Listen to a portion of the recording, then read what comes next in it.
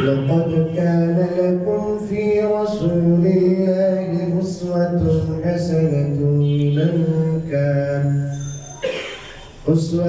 حسنة لمن كان يرجو الله واليوم الآخر وذكر الله كثيرا. وقال النبي عليه الصلاة والسلام: ما نحل والد ولدا أفضل من الأدب الحسن، أو كما قال النبي عليه الصلاة والسلام. মুসলিম ইকরাম, সর্বপ্রথম মহান আল্লাহর দরবারে শুকরিয়া আদায় করি যে তিনি আমাদেরকে এই মহৎ দিনে তার ঘরে আসার সর্বপ্রথম আমার তৌফিক দান করেছেন। আলহামদুলিল্লাহ।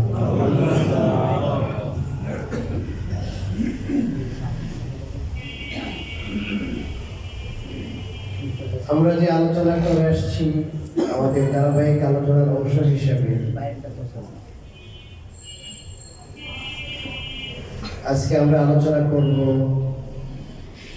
স্বামী স্ত্রীর এবং সন্তান সন্ততি পরস্পর তাদের অধিকার কি, কিভাবে চললে কোন শিষ্টাচার আদরগুলো রক্ষা করলে পরে একটা পরিবার শান্তিতে থাকতে পারে। যেহেতু আমরা একটা শান্তির আলোচনা করছি, শান্তিটা পরিবার থেকে শুরু হবে। গত সপ্তাহে বলেছিলাম যে পরিবারের কর্তা আল্লাহ তাআলা ধার্য করেছে, নির্ধারণ করেছে পুরুষদের, এটার বিভিন্ন হিকমত বয়ান করেছিল। আল্লাহ তাআলা কর্তা সাব্যস্ত করেছেন, এই জন্য আপনি দারোগা হয়ে যাবেন না। এটা একটা নিজামের জন্য, শৃঙ্খলার জন্য। যেমন একটা দেশে প্রধানমন্ত্রী হন, প্রেসিডেন্ট হন, এনারা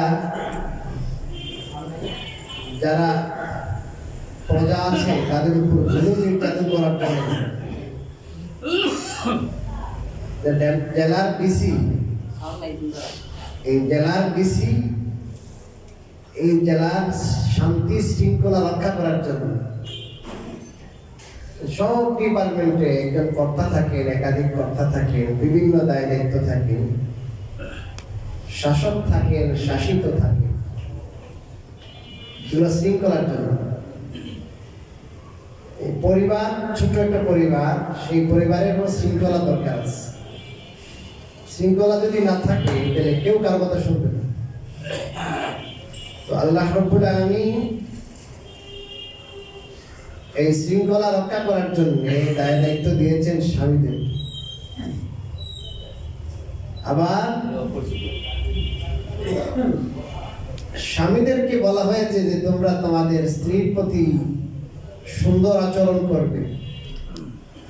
ওয়াশিরুহুন্না বিল মারুফ, যে তাদের সাথে যে তোমরা থাকবা, তোমাদের থাকাটা কিভাবে হবে? যথাযথ নিয়মে, সুন্দরভাবে হবে।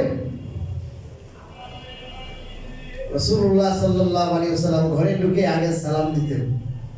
ভাই কি দিতেন বলেন? সালাম। আমরা অনেকেই আছি, আমরা ঘরে হুজুরদেরকে নিয়ে যাই, আল্লাহর ওলিদেরকে নিয়ে যাই, যে ওনার কদমটা যদি পড়ে, আল্লাহওয়ালা মানুষ, ইমানওয়ালা, আমলওয়ালা বুজুর্গ, আল্লাহর ওলি মানুষ, তার কদম পড়লে আমার ঘরে বরকত হবে, শান্তি হবে। ঠিক আছে, আপনার চিন্তাটা খুবই ভালো, উন্নত চিন্তা হওয়া উচিত। সাহাবায়ে কেরাম এরকম করছে। এক সাহাবী মসজিদে যেতে পারেন না, হুজুর আমি যেহেতু মসজিদে যেতে পারি না, আপনি দয়া করে আমার ঘরে আসবেন নি, একটু আমার ঘরে তাশরিফ আনলে আপনি একটা জায়গায় নামাজ পড়বেন, ওই জায়গায় আমি নামাজ পড়ব। মাজুর রাসূলুল্লাহ সাল্লাল্লাহু আলাইহি ওয়াসাল্লামকে এরকম বিভিন্ন সাহাবিয়া দাওয়াত করেছেন। এটা হাদিসে আছে अवेलेबल। আপনারা দাওয়াত করেন, খুব ভালো জিনিস। আপনার পরিবারের শান্তি চান, মুক্তি চান, তাদের সবাই দিনদার হয়, আল্লাহওয়ালা হয়, ঘরের মধ্যে যেন শান্তি থাকে, এটা চান আপনারা। তাহলে আপনারা ঢোকার সময় নিজের সালাম দেন না কেন? এটাকে লজ্জা কি? অনেকের আছে লজ্জা, অনেকের আছে প্রেস্টিজের লস হয়েছে যে আমি আগে কেমনে সালাম দিব। আপনার মাইন্ডে নেবেন না, বাস্তবতা যেটা। অনেকে আছে খামখেয়ালি, মানে মনে কিছু নেই, এমনিই দেয় না।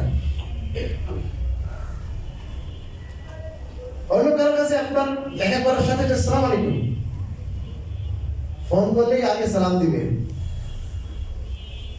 হ্যালো ভাই কেমন আছেন, আসসালামু আলাইকুম বলে না, এটা গলত তরিকা।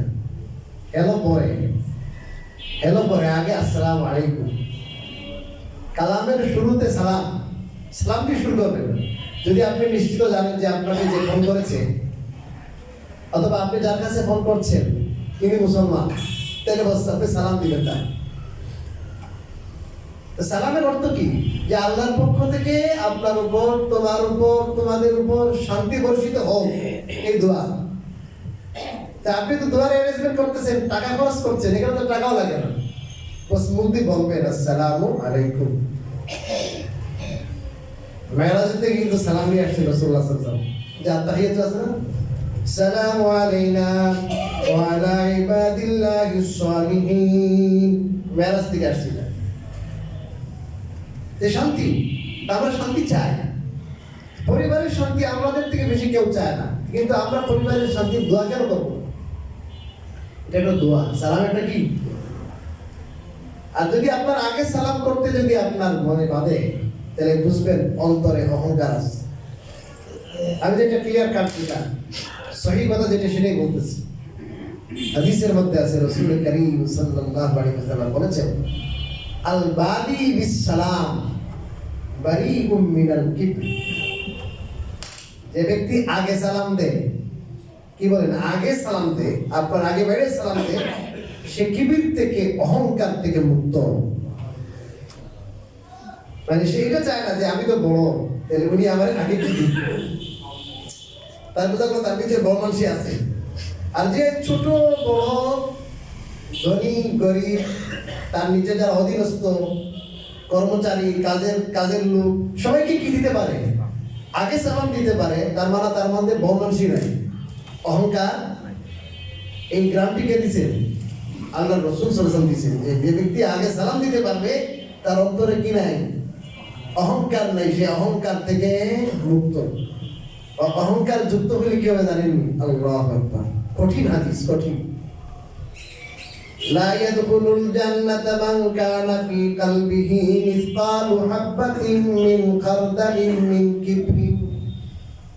যে মানুষের অন্তরে অহংকার থাকবে, কি থাকবে বলেন? অহংকার, বড়মানসি, আমি বড়, এই বড়মুখী ভাব তার অন্তরে থাকবে, অহংকার যার মধ্যে থাকবে, অন্যকে ছোট জ্ঞান করা, তুচ্ছ তাচ্ছিল্য করার মতো, অন্য থেকে নিজেকে বড় মনে করা।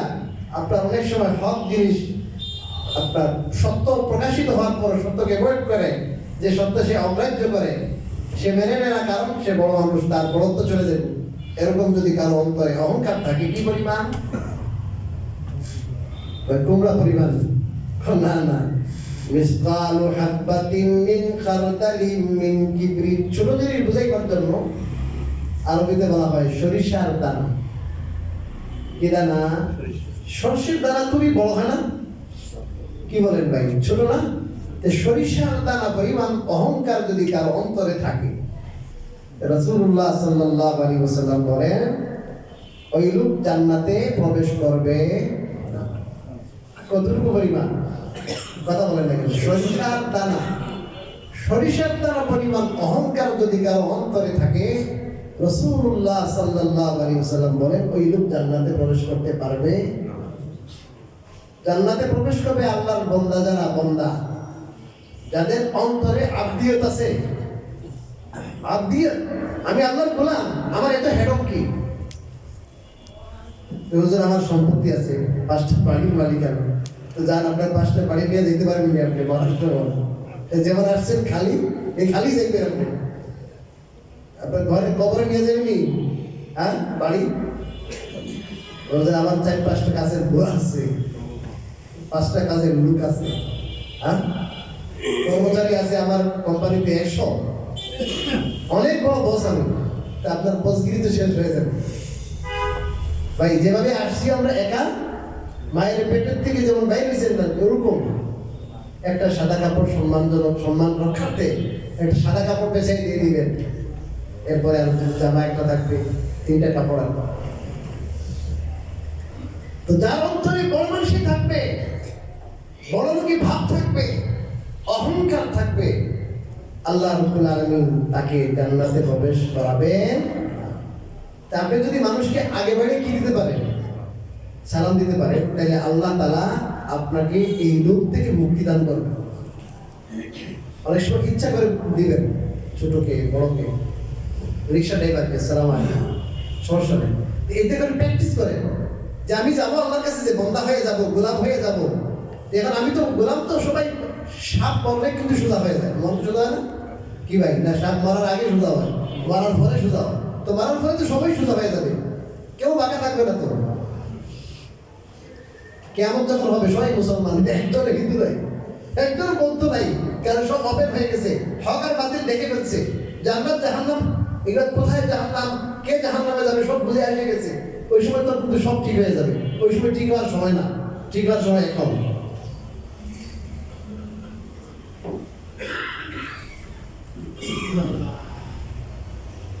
বাদশাহ হারুন রশিদ যখন মারা যান, বাদশাহ ভাই আমি মারা যেতেছি, আবার একটা কাজ করে দেবো।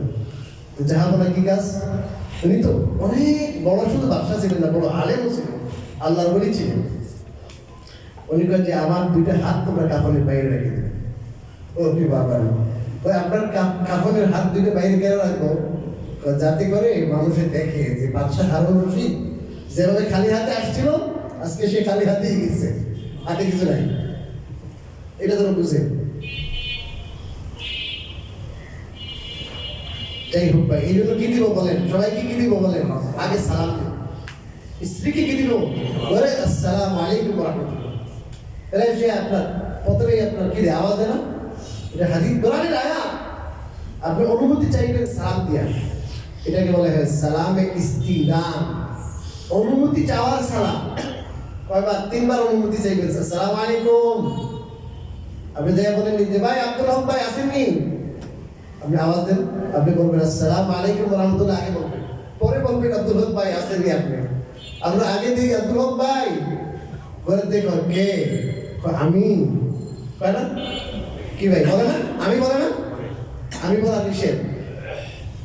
এক লোক আল্লাহ রাসূলকে এরকম ডাকতেছে, হুজুর বলেন মান কে, তো উনি বাইরে থেকে বলেন আনা, আমি। তো রাসূল সাহেব তাকে খুব তিরস্কার করে বলেন আনা আনা, আমি আপনি এবার কি, আমি কি নাম বলো যে আমি হু। যে ঘরের দরজায় যাইয়া, দরজার এক পাশে যদি দরজা খোলা থাকে, দরজার সামনে যাবো না, দরজার এক পাশে দাঁড়াতে হবে, দাঁড়াইয়ে কি দিতে হবে? সালাম দিতে হবে। আর দরজা যদি বন্ধ থাকে, দরজার সামনে যেয়ে আপনি কি করতে হবে? আওয়াজ করতে পারেন, সালাম দিবেন। ঘরে যে আছে, ছেলের ঘরে, ছেলের বউয়ের ঘরে ফুট করে যদি চলে যেতেছি না, সালাম দিয়ে অনুমতি নিয়ে যেতে হবে। আচ্ছা, ঘরের মধ্যে যখন সালাম আসবে, এমনিতেই ঘরের মধ্যে যে সমস্যা অর্ধেক দূর হয়ে যাবে। বলেন, ছেলেরাও পরস্পর ভাই বোন তাদের একে অপরকে কি দিবে? সালাম দিবে, সমস্যা অর্ধেক শেষ। আর নাই, ঘরের মধ্যে সবাই মানুষ, তো মানুষের মধ্যে মাঝে মাঝে বাজে না কি ভাই? বাজতেই তো পারে। যখন আমরা সালামের বিনিময় করবো, আদান প্রদান করবো, ওই যেটা সামান্য কিছুতে কলহ তৈরি হয়, মনের মধ্যে অশান্তির সৃষ্টি হয়, দ্বন্দ্ব দূরত্ব সৃষ্টি হয়, যখন সালামের বিনিময় থাকবে, আদান প্রদান থাকবে, ওটা এমনিতেই শেষ। দেখবেন আপনি কারোর সাথে দূরত্ব সৃষ্টি হলে সালাম করতে মনে চান, মনে চায় না? তখন রাসূলুল্লাহ সাল্লাল্লাহু আলাইহি ওয়াসাল্লাম বলেন, দুইজনের মধ্যে দূরত্ব সৃষ্টি হয়, সর্বপ্রথম যে সালাম দেয় সে হলো ভালো বেটা। আল্লাহ তাআলা অপছন্দ করেন যে দুইজনের মধ্যে দুনিয়া নিয়ে, দুনিয়ার কোনো কথা কাজ নিয়ে দূরত্ব হয়েছে, রাস্তায় ক্রস করতেছে, ক্রস করে না, চেহারা ওরকম কি করে মানে ওর দিকে তাকাইতেও কি নেই, ইচ্ছে নাই, রাসূলুল্লাহ সাল্লাল্লাহু আলাইহি ওয়াসাল্লাম বলেন, যে ব্যক্তি আগে বাড়ি কি দিবে, সালাম দিবে, সে হলো দুইজনের মধ্যে উত্তম। হতে পারে মনোমালিন্য হতে পারে, এই মনোমালিন্যগুলো জিয়া রাখবো না। জিয়া রাখলে অনেক ধরনের মনোমালিন্য ভিতরে পয়দা হবে, এগুলো আপনার দুশ্চিন্তার কারণ হবে, সাইকোলজিক্যাল সমস্যা তৈরি করবে, আপনার জীবনে শান্তি আসবে না। কারণ আপনার অন্তরের অবস্থা এই যে যে কষ্ট দেয় এটা শুধু কি রাখেন, স্টোর করে রাখেন। স্টোর করবেন না, আপনি যদি ডিলিট করে দেন এই মেমোরি আপনার খালি থাকবে না, কি ভাই ফ্রেশ থাকবে, ফ্রেশ। আর যদি ভিতরে জমা থাকে, একজন একটা কষ্ট দিয়েছে এটা জমা আছে, ছেলে পাঁচটা ছেলের দুইটা করে কষ্ট, 5 2 10, বউ একজন দুইজন, এখানে একজন 11 12, আর বাইরের মানুষের সাথে ব্যবসা বিজনেস করেন আরো 40-50টা কষ্ট। এই সব কষ্ট নিয়ে যখন বাসায় আসবেন শান্তি ঘুম হবে, কথা বলে না কেন?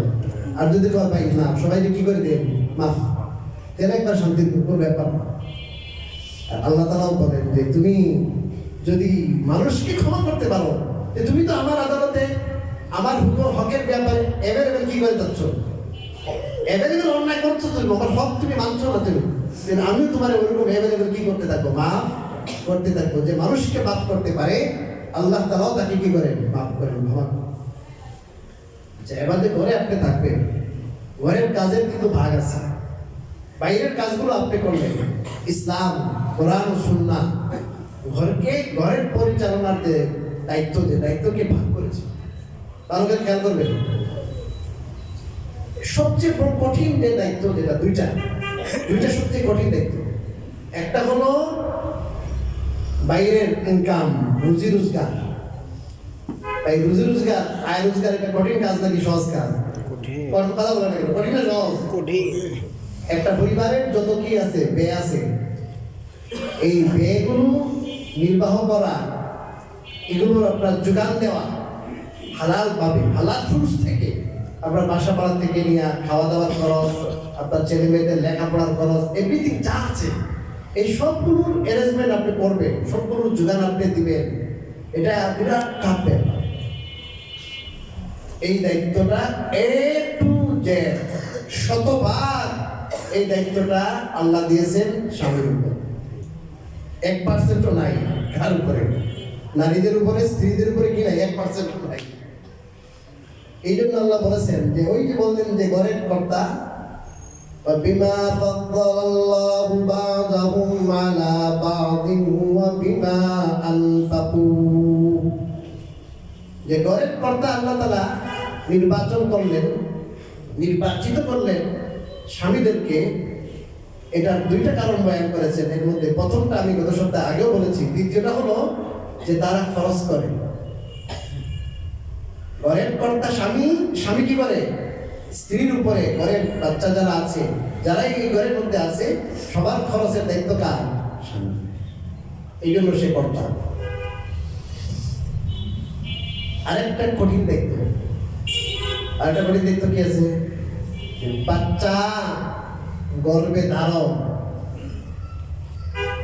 বাচ্চা প্রসব করা, বাচ্চার দুধ পান করানো, লালন পালন করানো।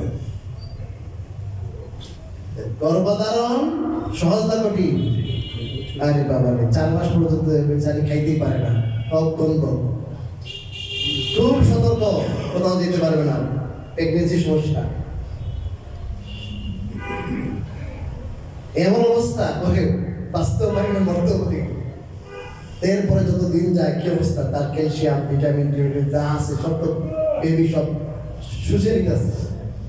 তখন দেখা যায় যে বাম পায়ের বল পাইতেছে না, মনে হয় টাইনে নিতেছে, রগে টান আসতেছে, চোখের সমস্যা হইতেছে, ব্রেনের সমস্যা হইতেছে, অনেক কষ্ট। বাচ্চা প্রসবের কষ্ট, এটা তার যারা প্রসব করে এরাই বলতে পারবে যে কি যে কষ্ট। সবার থেকে বিদায় হয়ে গেল যে আমি জানি না বাঁচব, এত কষ্ট। আর এটার পরে যে আরো 2 বছর পর্যন্ত, আরে বাবার যে দুধ পান করানো, যা ক্যালসিয়াম, বিশেষ করে ভিটামিন ডি আছে, সব একটা মানুষ সুস্থ থাকার জন্য ভিটামিন ডি খুবই আবশ্যক। ওই জিনিসটা শুষে নিতেছে। রাত্রে কত রাত নির্ঘুম, এই পেশাব করতেছে, এই পায়খানা করতেছে, এই ঘুম আসতো আছে বে করে অবস্থা শেষ, রুম নাই রাতে। এই যে অবস্থা 2 বছর, কমপক্ষে 2 বছর। এরপরে আপনার এটার পিছনে, ছোট বাচ্চার পিছনে কি খাটুনি, এটা তো যারা লালন পালন করে এরাই বলতে পারে। এই দায়িত্বটা আল্লাহ রাব্বুল আলামিন দিয়েছেন কাদেরকে বলেন না কেন? মায়েদেরকে দিয়েছেন, স্ত্রীকে দিয়েছেন। ঠিক আছে, তাহলে এই কাজটা তুমি ঘরের, এটা কি ঘরের কাজ নাকি বাইরের কাজ? অফিস করলে হবে? এখন এটার জন্য আবার আল্লাহ তাআলা মিন্সের একটা বিষয় রাখছেন। মিন্স, যার মিন্স নাই তার বাচ্চা না। মিন্স হইলে তলপেটে ব্যথা হবে, মিন্স হইলে শরীরে অসুবিধা হবে, স্বাভাবিক চলাফেরা, স্বাভাবিক দায় দায়িত্ব, বাইরের গুরু দায়িত্ব মিন্স থাকা সত্ত্বেও পালন করা খুব টাফ ব্যাপার। যেহেতু এটা ছাড়া কিন্তু কি হবে না, বাচ্চা হবে না। তো আল্লাহ তাআলা জানেন কাকে কোন দায়িত্ব দিতে হবে, আল্লাহ জানেন না? এই জন্য আল্লাহ রাব্বুল আলামিন বুঝে শুনে বলছেন ওয়াকারনা ফি বুয়ুতিকুম, এই নারী জাতিরা তোমরা ঘরে বসবাস করো। কোথায়? ঘরে। হুজুর আমাদের চিকিৎসার দরকার নাই, আত্মীয় স্বজনের জন্য, আত্মীয় স্বজনের বাড়িতে বাড়ির দরকার নাই, কোনো আছে প্রয়োজনে বাইরে পারবা কি ওয়ালা ইয়াখরুজনা ইল্লা লিহাজা, কোনো প্রয়োজন ছাড়া ঘরের বাইরে যাবে। প্রয়োজন ছাড়া যখন প্রয়োজন যখন পড়বে তখন ঘরের বাইরে যাবে। তখন কেমনে যাবে? ওয়ালা তাবাররাজনা তাবাররুজাল জাহিলিয়াতিল উলা, ওই জাহিলি যুগের প্রথম জাহিলি যুগ যেমন ছিল, ওরা যেমন নিজের দেহ প্রদর্শন করে বেড়াইতো, ওই রকম দেহ প্রদর্শন করে বেড়াইবে না, অত্যন্ত শারীরিকভাবে যাবে, যাতে করে লোলুপ দৃষ্টি, যে সমস্ত মানুষের দৃষ্টি আপনার খারাপ দৃষ্টি, এরা যেন এর দিকে খারাপ নজরে তাকাইয়া কোনো ধরনের দুর্ঘটনার সৃষ্টি না, ইফটিজিং যেন না হয়, ইফটিজিং যেন না হয়। এরকম অপরাধ, বড় বড় অপরাধ, বেবিচার থেকে নিয়ে এর আগের আরো অনেক প্রক্রিয়া আছে, অপরাধ আছে, এই সমস্ত অপরাধ যেন সংগঠিত না হয়, এভাবে সে তার সেফটি সহকারে সে বের হবে। এই নারী জাতির সেফটির জন্য এগুলো কথা, এটা তাদের ভূষণ, এটা তাদের সৌন্দর্য। ওটা কিরকম, এটা তো একটা বোঝা।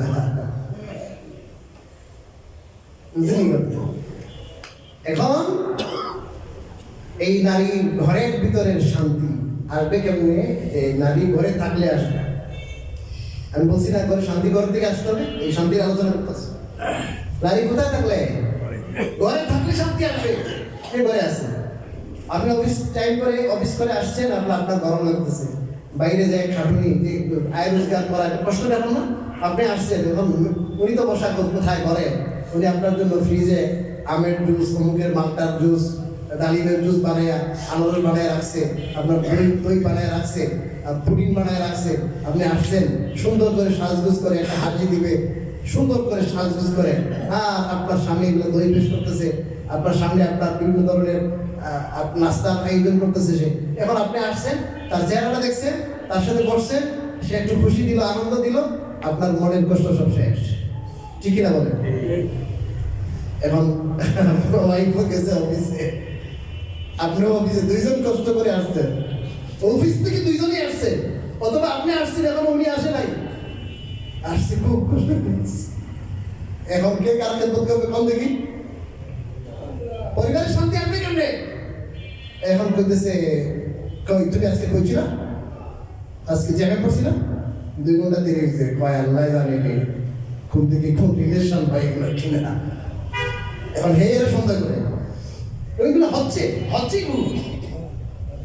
এগুলো হচ্ছে, বানানো না এগুলো। পরকীয়া হচ্ছে না, পরকীয়া নাই।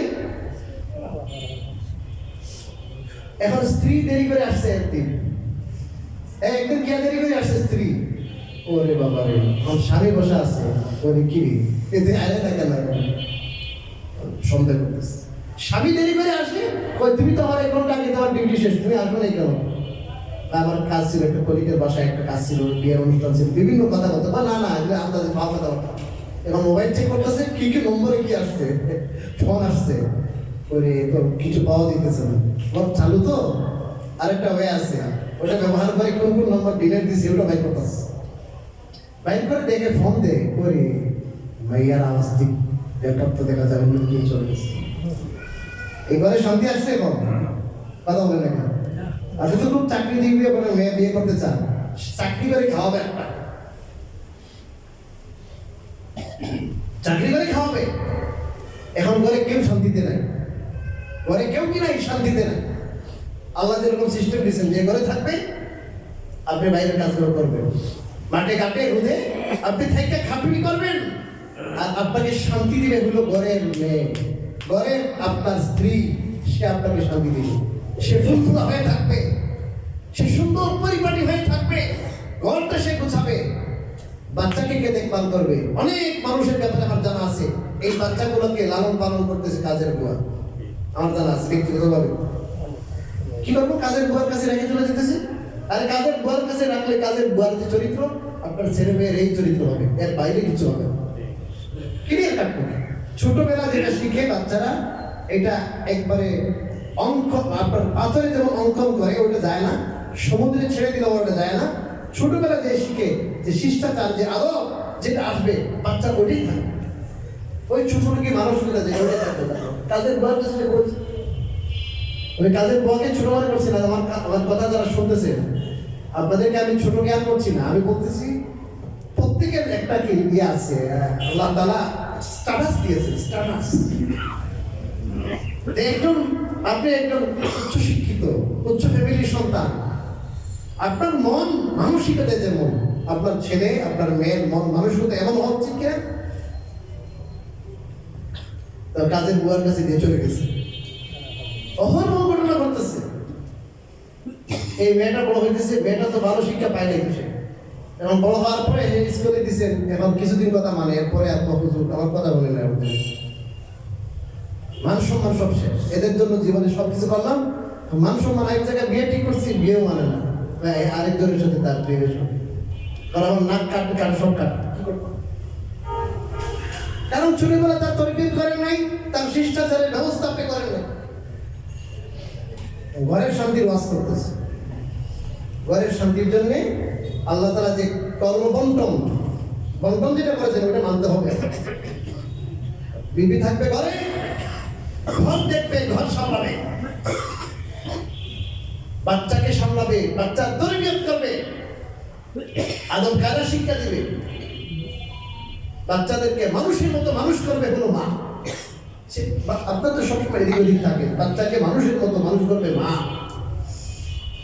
এর আদর্শ হাত যদি না দেন, হ্যাঁ, শুধু টাকা পয়সা দিয়ে সুন্দর জামা কাপড় পরিধান করাইলে কি হয়ে যায় না, বাচ্চার হক আদায় হয়ে যায় না। একটা হাদিস বলে আমি কি আজকের এই আলোচনা শেষ করতেছি। হাদিস শরীফে রাসূল করিম সাল্লাল্লাহু আলাইহি ওয়াসাল্লাম বলেছেন, মা নাহালা ওয়ালিদুন ওয়ালাদান আফযালা মিনাল আদাবিল হাসান। আপনারা আপনাদের ছেলে সন্তানদের জন্য অনেক কিছু দেন কিনা বলেন? কেউ আছে যে তার জন্য আপনার একটা ফ্ল্যাট দিয়ে দিচ্ছে, কেউ আছে যে আমার 10 কোটি টাকার আমি মালিক, আমার দুইটা ছেলে, দুইটারে আমি 4 কোটি করে দিয়ে দিয়েছি, স্ত্রীর 2 কোটি। অনেক টাকা পয়সা বাড়ি গাড়ি করে যায় কিনা বলেন? স্টাবলিশ করা যায় না? ছেলেদের জন্য কিন্তু আপনারা অনেক কিছু করেন। আল্লাহ রাসূল সাল্লাল্লাহু আলাইহি ওয়াসাল্লাম বলেন, কোন বাবা তার সন্তানের জন্য তাকে চরিত্র এবং আদব শিষ্টাচার শিক্ষা দান থেকে কোনো ভালো গিফট সে দেয় নাই। সবচেয়ে ভালো গিফট, সবচেয়ে ভালো দান, সবচেয়ে বড় উপঢৌকন একটা বাচ্চার জন্য তাকে আদবে হাসান, সুন্দর আদব কায়দা শিক্ষা দেওয়া, একটা ভালো মানুষ হিসেবে তাকে প্রতিষ্ঠিত করা, এটা হলো সবচেয়ে বড়। তাকে যদি একটা ভালো মানুষ হিসাবে প্রতিষ্ঠিত করতে পারেন, তার আচার ব্যবহার কেমন হবে, উচ্চারণ কেমন হবে, তাকে আদব কায়দা সব শিক্ষা দিয়ে যান, ভালো মানুষ করে যান। তাকে এককালী জমিও আপনি রাখে যেতে পারেন নাই, আপনি একটা ফ্ল্যাটও তাকে দিয়ে যেতে পারেন নাই, তাকে ভালো মানুষ করে গেছেন, দেখবেন আল্লাহ তাআলা তার সব কিছু ব্যবস্থা করে দেন। নিষেধ নাই, আপনি আপনার ছেলে সন্তানের ভবিষ্যৎ করতে নিষেধ নাই। হাদিসে এই ব্যাপারে উৎসাহিত করা হয়েছে যে আপনার পরে আপনার ছেলে মানুষের কাছে হাত পাতবে, এর চেয়ে হলো আপনি কিছু করে দেন, হাদিসে আছে। কিন্তু আপনি সবচেয়ে বড় দান কি? একটা ছেলেকে মানুষ করা, তাকে আদব কায়দা শিক্ষা দেওয়া। এই ব্যাপারে ইনশাআল্লাহ সামনে আমরা কথা বলবো। আল্লাহ তাআলা আমরা যা বললাম শুনলাম আমল করতে হবে। এখন আপনার শোনেন, একটা বার হয়ে গেছে কথা, একটা হাদিস বলি।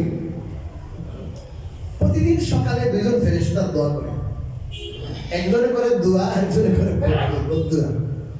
কি করে বলেন? একজনে কি করে বলেন?